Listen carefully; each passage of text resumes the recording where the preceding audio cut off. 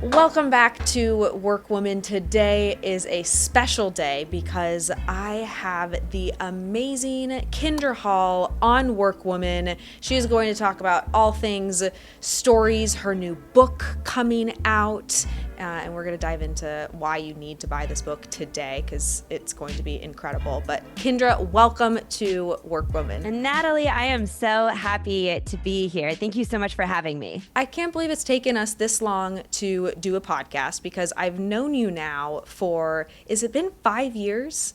I was trying to do the math. I think it was it was either 2017 or 2018. I mean, I kind of blurred 2020 and 2021 together. So I Right. count that as just like one lumpy year, but somewhere in the 17, 18 timeframe, that's when we first met. I like that it's a lumpy year. I'm going to start using that. It was a lumpy year. But now we're back. We're in 2022 and the lumps are smoothed out. Smooth sailing from here. Can't wait. Already excited about it. So we met because Brandon hired you at his previous company, Audigy Group. You are just so dynamic. I wish people on a podcast could actually see, and hopefully they will see you speak in person, because I just remember you coming up on stage and you had this purple dress on and these beautiful heels, and you're just powerful. You're like, your stature, how tall are you? Do you mind me asking this? I'm 5'4". Yeah. 5'4". I told you I wasn't going to ask any salacious No, questions. that's not salacious. That's great. That one's going to be as salacious. I know. It was Yes. about, I don't know, there may be like 3-inch heels but not platforms. So yeah, 5'4". You're just like, you pack so much punch. And I remember watching you walk out on stage, and I hadn't met you before that. Your speech was incredible, but you just have such an incredible presence. And I know stories have been part of how you've transformed and how you've started really your career. And so could you kind of walk me through how you even got started talking about stories to begin with? Yeah, I mean, I told my first story when I was 11. So I was one of those people who my path kind of found me, I guess you could say. It was an assignment for 5th grade. So I took a children's book and I went and told the story to a 3rd grade classroom. And um, I remember in that moment watching the 3rd graders, who at the time it was like the end of the day, it was the end of the school year, they were bouncing off the walls, there was just no hope to get their attention. And within the first few sentences of the story, they were right there with me. And I remember thinking, it was kind of an awkward time. My son is a 5th grader right now, and he's definitely trying to figure out like who he is, who he isn't, who he is in comparison with the people around him. It's that natural, it's kind of the beginning of the teenage years and then the progression that we make from there. And so, I wouldn't have called it identity back then, but I was struggling or questioning or like, who am I going to be? Mm. And to have that experience of simply telling a story and watching everyone respond and listen and care, even though they were 3rd graders, it was a really clear moment for me that I was onto something pretty powerful. Now, of course, I still had to go to 6th grade and on through the rest of, my education. However,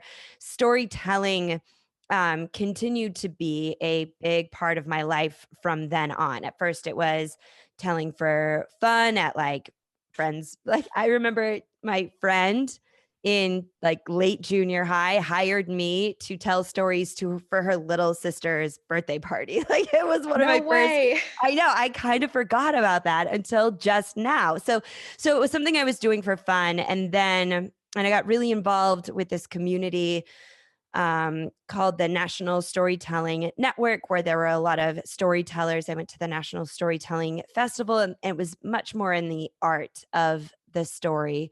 And then throughout my education, my thesis was on the role of storytelling in organizations. My job out of college was sales and marketing, and it was always all about the story for me. So eventually, I would say, Natalie, it was a long time of being like, people don't get this. They don't understand the power of stories. Somebody's got to teach them. And I finally realized it was supposed to be me. So here we are. When you think back to, okay, you were in the fifth grade and your education was in this, but like, was there a moment in between that where you just felt confident? And do you still feel confident, or sometimes do you not feel confident? Because I still don't feel confident sometimes telling stories. It's so funny because I was on a podcast just yesterday, and it was a different kind of podcast than I've typically done.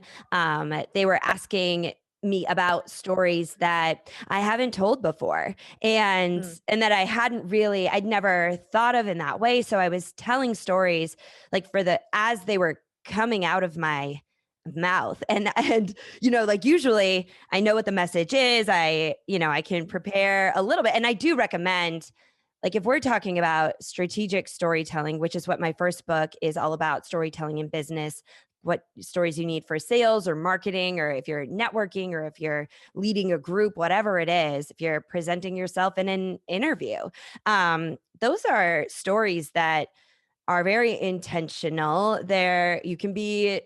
You shouldn't do it on a whim. So Mm-hmm. yesterday I'm recording this podcast, and I realized afterwards, I was like, wow, like, there I was telling a story for the first time, and I could go back and say, oh, I would have done this. I would have done this. I would have done this. But even for me in the moment, it wasn't my best storytelling Okay. endeavor. So I say that to say, don't feel bad if this is Mm-hmm. something that you feel like you aren't great at, because even someone who does this for a living can, on some days, some topics, some stories, say, ooh, I wish I could go back and do that a little bit differently right now. Now, you may listen Yep. to it and you would never know. I listen to Right. it and I know. So, but I do think that there are a lot more people who feel as you do. Like, I'm not good at telling stories. I don't know what to do. And that was really something that was a problem I wanted to solve. And I call it a problem because it's a misconception, in that like, storytelling is a talent that some people have and some people don't. And if you're just Mm. someone who doesn't have that talent, then all the powers that come with storytelling aren't available to you. And that's simply not the Right. case. It's something that, with practice, and I'm sure, Natalie, over time, you've gotten better as you've been really intentional about the need for your stories and what you want your stories to do. I'm sure you feel more confident now than you did 5 years ago with the stories that you tell, right? For sure. But I still Yeah. don't feel, I would say, even 80% confident in like these stories. And maybe it's a false, you should let me know.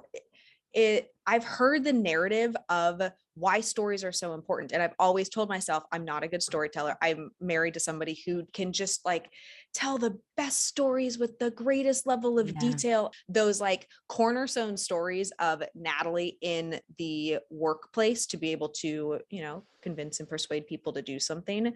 Like, I don't feel I have those really worked out yet.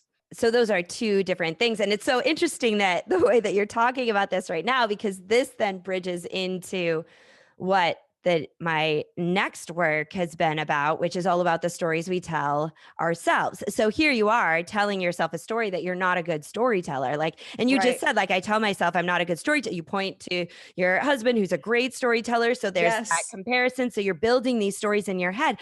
And yet, if you listened to the second part of what you just said, I don't have those stories worked out yet.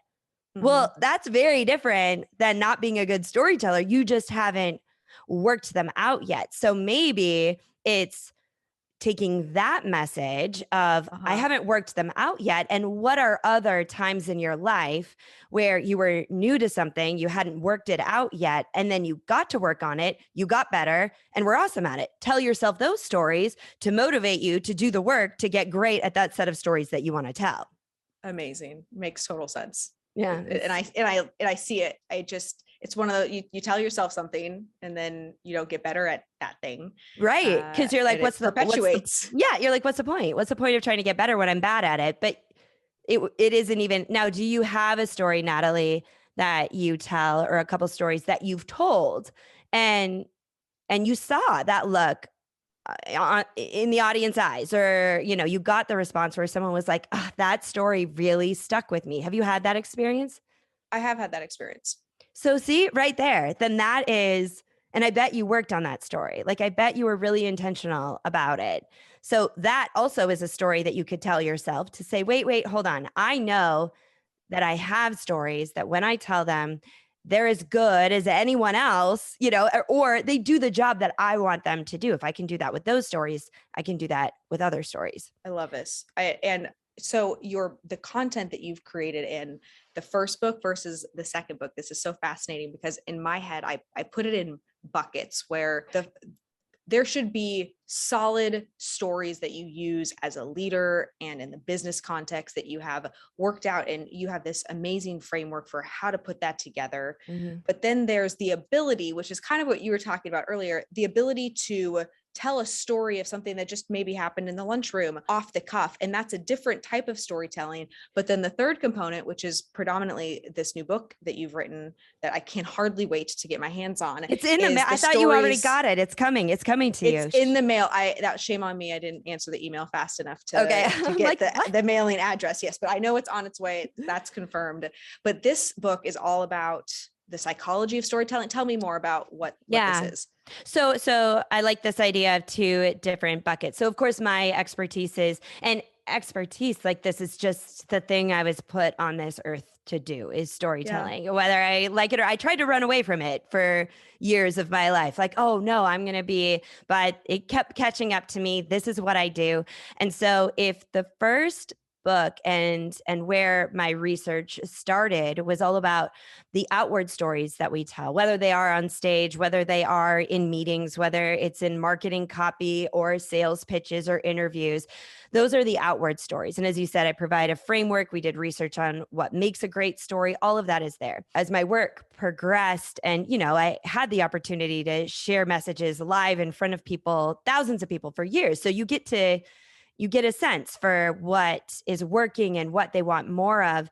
And this next book. Can I just interrupt you real quick? So the thousands of people you've talked to, can you just do a little shameless promotion of the thousands of people, who you talk to? I mean, I talk across all different industries. So it could be in the medical sales industry. It could be a lot. I do a lot of work in financial services because, they're trying to sell anytime you're trying to sell the invisible, it's required that you use storytelling. I speak for tech and like serious tech, for social tech, hospitality, entrepreneurial organizations, people who are building individual brands and they're trying to do that on social media and draw people in. So that it's such an exciting it's exciting in that way because one day I could be talking to this kind of person in this type of industry, and the next day I'm speaking over here. So big companies, small companies, that's what, and now either on the, on a stadium stage or from the comfort of my bedroom, my apartment in New York City. Like that's what that looks like now. So you are a total expert in talking to such a large variety, but for people who might not have heard you before, I think podcasts are so funny for people like you because you just there's so much there and they don't see it, but you guys have to check out Kindra and her Instagram and everything that she puts out there just to get a sense of where the experience is coming from that she's going to just dive into. So that's my little tip for the listener. But get back I love that. To the book. The second bucket, right? So it's all these people, and I would always include this message at the end of a keynote that said, so now you know about the importance of storytelling, how to do it, what it is, the stories that you need to be telling, where to tell them, how to find them. But the most important story is always going to be the one you tell yourself. And I would just kind of mention it. I would share a story that kind of puts that into context. And that is what, of course, I would hear about, oh, I'm going to put this into practice. And it was great. But people would come up to me afterwards and share with me all of the limiting stories that they tell themselves that keep them stuck where they are, that make them afraid, that in some cases it's just as simple as that keep them from enjoying their life as it Mhm. is, And so, and we heard it from you right there. I'm not a storyteller. And you have this limiting belief that just follows you around, and Yep. you have different pieces of stories or experiences from your own life, from watching other people that add up to that. And those stories replay every time it's time for you to step into a new story or step up in a different way. And I'm sure eventually you do it because you have to and because that's the kind of woman you are. But it would be a lot less painful process if you weren't trying to overcome this belief and these stories that you can't do it. So the next book was not the book I expected to write, but it clearly became the message that I Mm. felt was what needed to be shared. And that is the power our stories, our inner stories have. And once we get control of those inner stories, and actively participate in what those stories are, uh, everything can change in our life. And not just from a business perspective, not just speaking or any goals that you set in your life. That could be health and fitness. It could be money Mhm. stories. It could be stories about relationships, stories with your family and parenting. Like all of our lives are stories. And so that's that second bucket. That's what this new book is all about. I love how you tie in what I experienced even for that hour and a half, 5 years ago, because you're right. Your original gift of and calling really for telling stories immediately opens you up for people to relate to you and then want to ask you advice about the stories that they have. And Mhm. so I can so see how, yes, you're talking about this on stage and you're giving like these tools and these really tactical ways for somebody to create stories to make more money and to sell. But ultimately it pivots, like the person in the audience, yes, they want to learn that, but then they're confronting this very personal journey. And it's likely that they don't feel safe talking to many people. Like I can't say that I start many podcasts off by saying whatever my limiting beliefs are, but that's because of the way that you have put this content together. And it really is, as you explain that, like so masterful in how these things connect with each other. So it's interesting how cyclical it can be, because once you master your own stories, which by the way, you don't get a certificate where you're like, and now my stories are mastered. Like if anything in these Oh, I've been weeks, waiting for the I certificate. know I've been thinking it's in the mail. They it did lost it. not get lost. The mail loses a lot of things, but that certificate is not coming. And I would say even in the process of writing a book all about mastering your inner stories, if it's done anything, it's bring to light more of my own stories. And even just today, I was like, in spin class, and there was just this story that it wasn't a story, it was like a message that came out, and I now know to say, hold on, i think I think there's a story there. Now I haven't done the work on finding what that is because it just happened like 2 hours ago. I'm still a Yep. little sweaty from the spin class, but what happens is once you are more intentional about mastering your inner stories, you also it leads to compassion Mm. for other people and the stories that they are carrying around with them. And once you do that work and people get a sense that you're going to be more compassionate because you've had to be more, let me tell you, this inner storytelling work requires self-compassion in a way that Mm. you don't expect, but they can see that you've done that work and then they feel safe sharing their stories with you, even the ones that start with a limiting belief. Imagine what that, so what I say about cyclical is imagine what that then means in an organization. Imagine what that means when we're trying to do team building and we're trying to connect with, and you're doing half virtual, half in the office. And how do we create a culture? It's got to start with you as a leader, understanding your stories so that your team, so you can be more compassionate to the stories your team is carrying around so that your team can feel that and be more open to you, and then we can all make progress. I love that. Because of my own stories in the corporate environment, very much remove my stories from it, because I think that that's not what people want to hear from. Like, they want to hear about how to build a team. They want to hear about all of these things, but I consciously know that that's incorrect, but subconsciously I still default to that place where people don't want to know my story. And what's funny is I just had a conversation last night with one of our leaders in our organization, and we've grown significantly. We have a lot of people in our office, and it's a new office environment. We've been working together for 2 years, but there are 40 new team members walking around here that we've never actually spent physical time with. Yeah. And she and I were brainstorming, like, how do we connect these team members? How do we get that camaraderie? And she said that she was presenting at an event a couple weekends ago, and many of the new team members came up to her and said, wow, I didn't know that part of your story. And it opened up these conversations that wouldn't have happened. And the event was for the clients. It wasn't for the team. But this is like getting all of my juices flowing about how do we incorporate our team members' stories in a way that allows them to feel safe and bonded and trusting of us. But then also it's like the part 2, which is what you're really diving into now, of that's where, like, the story is what has happened and where they've been, but now the story of what it looks like in this new environment and this new workforce with a post-COVID era and this new business that they're in. Like, how do we open up that development?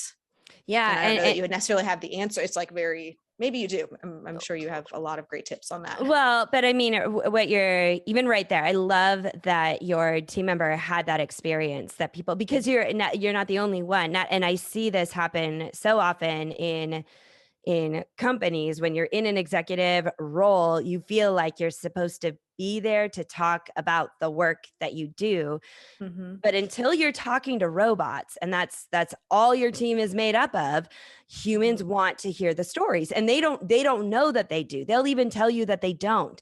But your stories are what they're going to remember. Now, I recommend for any leader in any organization to, again, like that where I was just like rattling stories off and now I'm going back and thinking, what story is out in the world about me right now that I didn't, I didn't fully think all the way through. You didn't get a certificate on. that was not certificated, but, that is not a word. We'll put that out there, but, that you can be thinking about in these stories that open you up. And it's true, open you up to the team that you're leading, and then to encourage that kind of story sharing.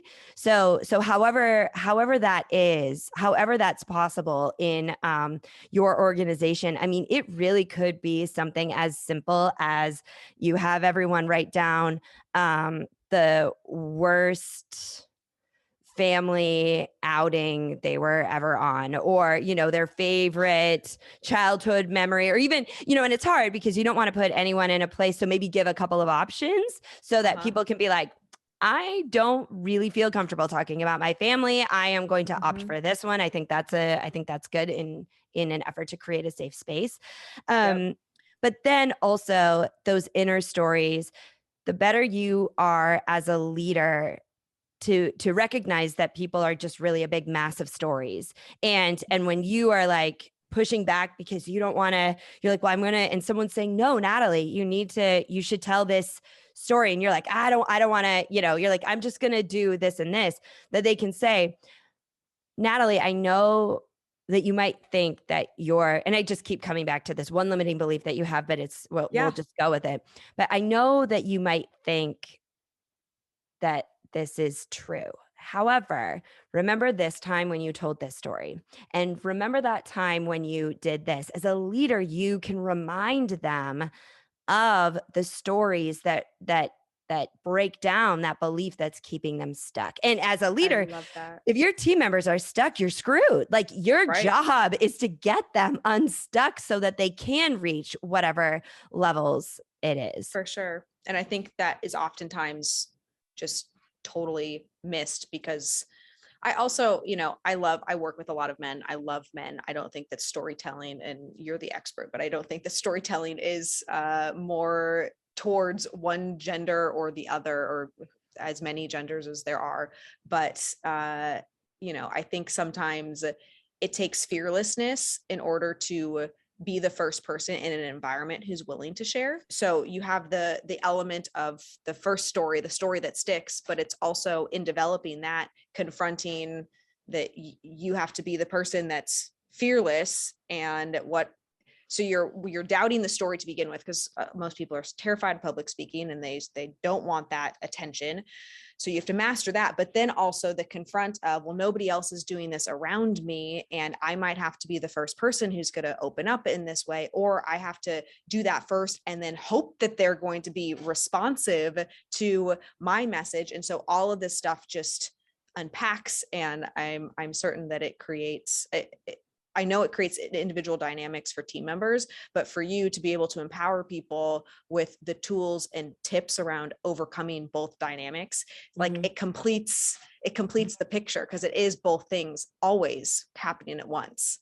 Yeah, and it really is, I mean, the most important thing, no matter people's differences, no matter who they are, where they came from, the beautiful thing about stories in general is that, again, this is a human experience. Like, there are, from the beginning of humankind, our stories were what allowed us to evolve as a species, to deliver knowledge and information in a compelling, memorable way, so that it would travel through generations. And additionally, when it comes to the inner narrative or the inner storyteller, it was, you were constantly monitoring what behaviors were safe, what is going too far, what is okay. We had, and oh, I can say this, but I can't say that. Like, that started because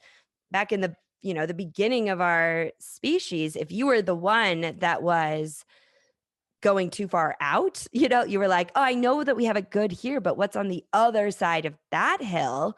You'd get kicked out and you'd be alone and you would die because you couldn't survive on your own. So this idea of the external storytelling and the inner narrative, again, they are programmed all the way in us. So when I hear and I understand, like, when the stakes are highest, we want to default back to what we know, the facts, the figures, the information that needs to be delivered. It seems like pretty risky business to put a lot of your stakes in telling a story.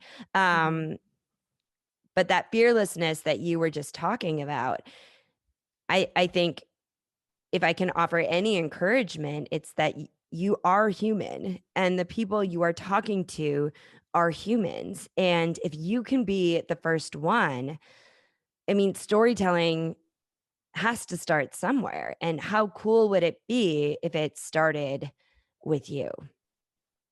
Love that. It's awesome. Question, very important question. What is your favorite chapter in the book? And was it the one that was also the easiest or the hardest to write?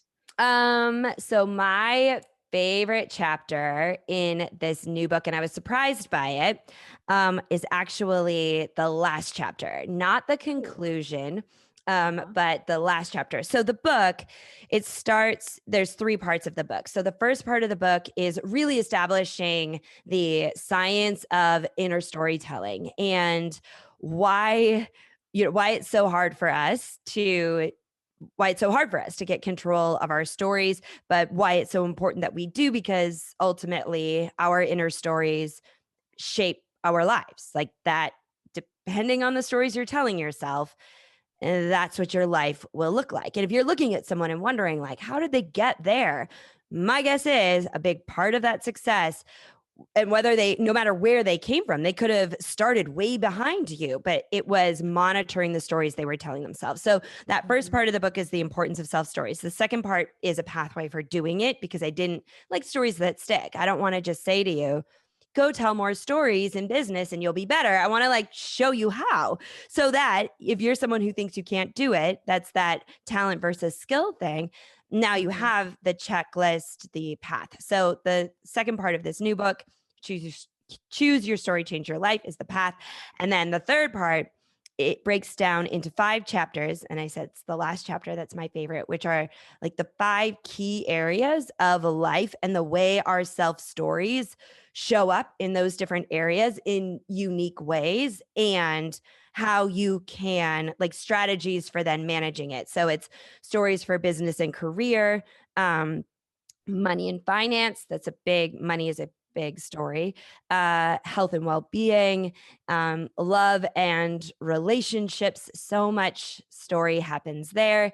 And then the last chapter is family and parenting, which, again, I wasn't expecting this to be my favorite chapter, but I think that, as a woman, as a proud mother, as an entrepreneur, as someone with great professional ambitions, and then add that to, raising 2 children in a pandemic in New York City and whatever. So it was just a Mm. very real, like, watching my stories about what a parent looks like and how that impacts and makes me feel in my life, and what stories to hold on to and what stories to shed and create my own, stories about my children and how to help them. And I think maybe parenting is my most, I see it almost as leadership in a way. Like, it's Oh, yeah. similar, and that's like where I am being a leader, like an active Mhm. hands-on. And so I actually think that that chapter would probably apply well to like leadership in general. Yeah. But it ended up being, it was the chapter that just, actually, it was the chapter that I had to basically cut in half because it was too long. Um, it just flowed right out of me. And Mhm. you've written a book. Sometimes it flows and sometimes it does not. So Sometimes it's very dry. But yeah. that's so interesting with, first of all, I don't know how any mother does what she does, but I think moms are superheroes, and how moms who juggle everything that is being a mother, but then also the other roles, and specifically the other roles that you have. And then on top of that, the pandemic, I can't quite imagine what that was like.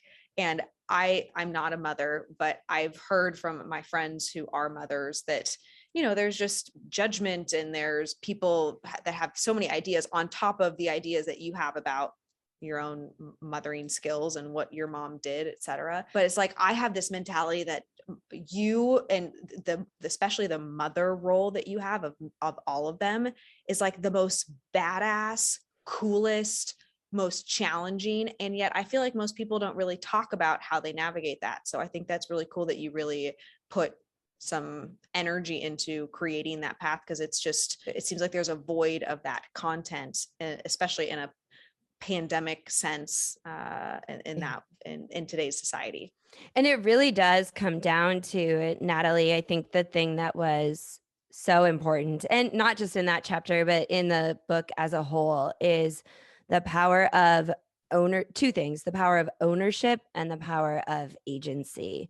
Mm. And once you get to this place where you hear it, like, I mean, you'll see it on like inspirational quotes on social media or whatever, like, own your story. But when you really do the work to Uh-huh. analyze where these stories are coming from and how you feel about them and why they're there, and like, when you start really breaking down the stories that you're carrying around with you and you don't even know it, Mhm. and you can't change them.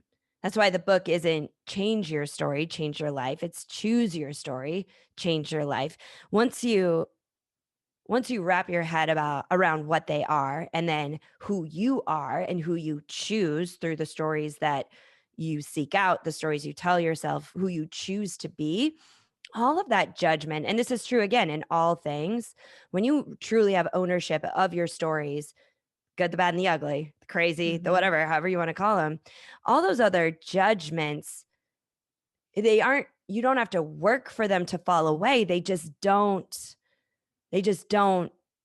matter. Now, every once in a while, you'll get one from somebody that does. Like there's someone, like my mom can say something to me and it gets me, right? Like, and she doesn't mean to, and I know she doesn't even, but moms can do that. Like that's what and it's like little sentences. The stupidest things.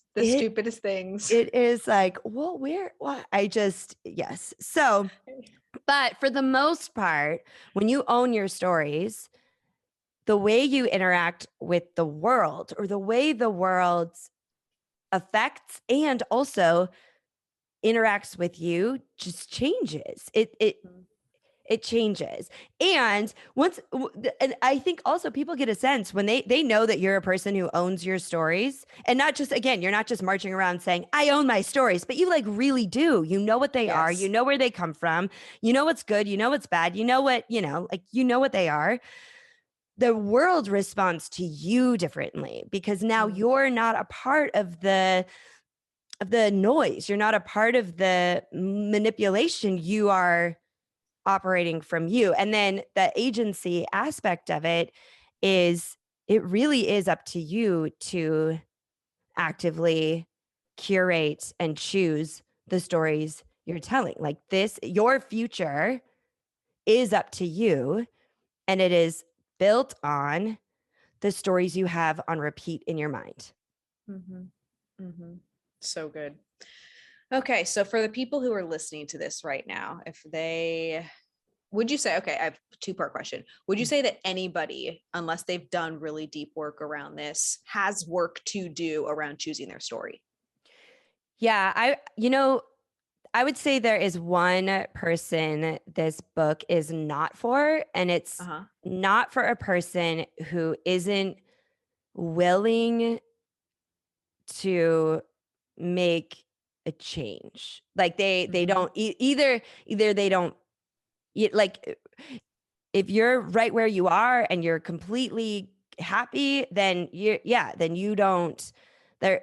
This is anybody who has felt stuck, and again, in any area of life, chance it, and you can't quite figure out what it is.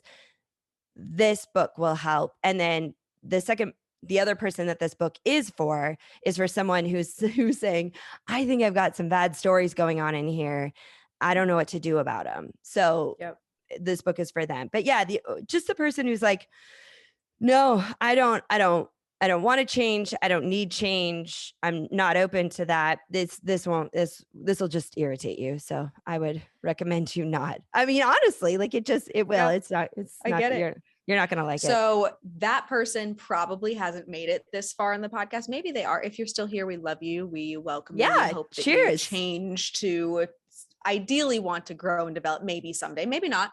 But for the people who are listening to this and they are like, man, I do have some stories. I've identified that I have this feeling that you're talking about. What is the one thing that they could do right now, today, in order to start to make that work happen? Yeah, I would say the number one thing you can do is catching your stories in the act, stopping the automation. So it's really important that you know that this, just like our ability to breathe and for blood to flow through our veins, so are the stories in our minds.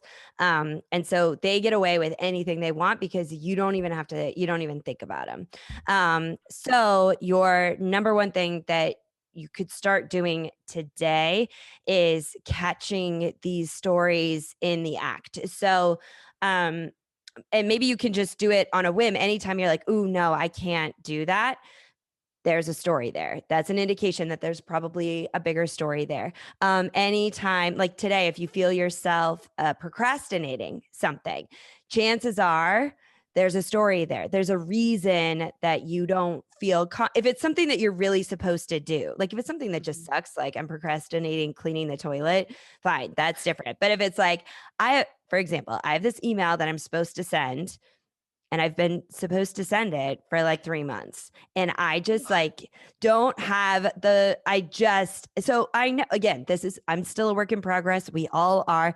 Like, I need to sit down and set out a series of stories to tell myself of why I should send this email. So if you catch yourself procrastinating, chances are there's a story there.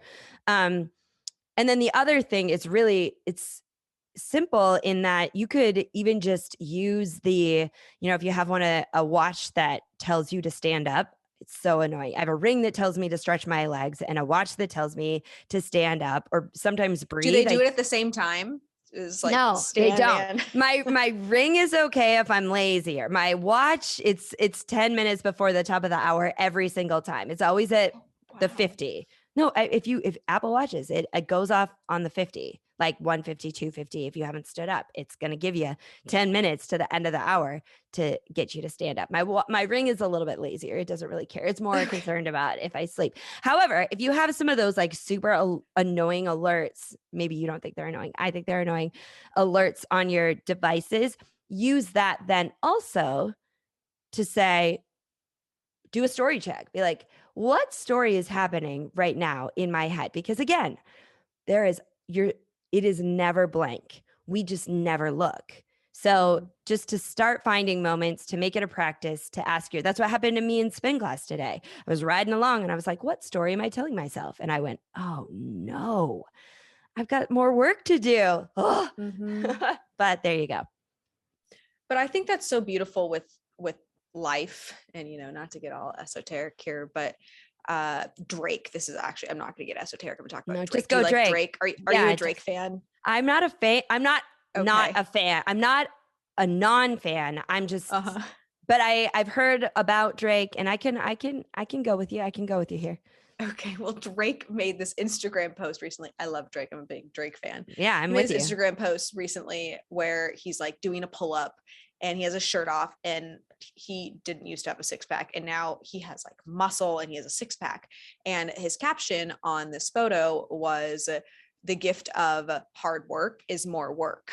And for people who are scared to do the work and who are procrastinating the work, like for me, who I was even 3 years ago, like I would look at that, and knowing that would actually prevent me from starting, because the reality is that's the truth. As soon as you start getting better at something, or you have stories or whatever it is in your business or your personal life, your career, your finances, it's like once you start making those progresses, if you don't continue it, you can go backwards. And for many people, it stops them from the beginning. And yet what I love about what you're saying is, even you who is like the most masterful, like women look at you as being so much more confident than they are. I mean, I remember first watching and like, I can't imagine being able to do what she does. And you are a mother, you've authored 2 books. Like there's so much that you do that even for you to feel this way, I think of that as like the greatest growth story of all time, for you to say in a spin class this morning, oh, I have more work to do, because it's the reality of the situation. It's never like these people are just, they've arrived and they're done and they're happy and they're off in la la land. There's always going to be this work that has to be done. And especially how this relates to stories I'm sure now that I'm going to be paying even more attention to this, and I'm going to read the book. So I have to like pay attention to it between now and when I get the book. And then when I get the book, I'm going to just dive in. It's like, okay, what work do I need to do? And getting excited and ready for doing hard work that's going to create more work, but that's a really good thing. Well, and the good news is this kind of work, it is hard, but there is some like easy early payoff too. Like you can, if you're working on, if there's like a small limiting belief, I've seen people like even listen to a podcast or hear me speak about this or whatever it is, and just take that little book. The book isn't even out yet. They can't read the book yet, right? When I was talking pre-launch, take this concept and make a tweak in the story they were telling themselves and see a massive difference in like one little issue that they were dealing with. So I always think that that's a good thing. Like if you can see progress right from the get-go, it's encouraging in that way. But then, yeah, you're right. That is, I like Drake. I will say, because it's true. What you get is more work. Converted you. You did. I converted you. It's happening. I'm going to put posters up on my wall. It's happening. Kindra, it has been so great to talk with you. I want everybody to know where they can buy the book. Yes, the book. Well, you can find me on kindrahall.com, and there are, of course, links to both books there. But the book it's on Barnes and Noble, it's on Amazon, it'll be in local bookshops, it'll be in Barnes and Noble. So wherever you like to get your books, that's where. Oh, and even bookshop.org, which is a website where you can pick a local bookstore and support a local bookstore. They'll ship it to you. So pretty much everywhere books are sold. Very cool. And are you going to do an audiobook? Oh, it's already recorded. It comes out the Oh my same day. gosh. I Wow. know. That is. Would you recommend people do audio or buy the physical copy? I think so. Here's what I've heard. I'm not an audiobook listener because I like to have a physical copy to write things down, and that's just how I prefer to read books. However, I know a lot of people prefer the only way they can read books is if they're audio. So I would recommend however you prefer to read it that way. What I do know is I did hear from a lot of people from the first book that they ended up getting both, which I know sounds like a sales tactic, but the reasoning was there are so many I don't do the whole workbook thing as I don't know, it's just not but there are things that you may want to write down, notes you may want to take, so it's valuable to have both the audio and then the book to write it down in. I love it. Well, I can hardly wait to get mine. It's so great to I talk think to you you actually guys. have a couple copies coming your way now that I think about it. I'm pretty So sure I signed like a exciting. bunch of them to you. I don't know why. So great. I will give one to Brandon too. Yeah. Kinder, it was great talking with you. Thank you for being on the WorkWoman show. And I look forward to all of the success and all of the stories that you are going to help people reshape. It's same to you, Natalie. I'll be cheering for you.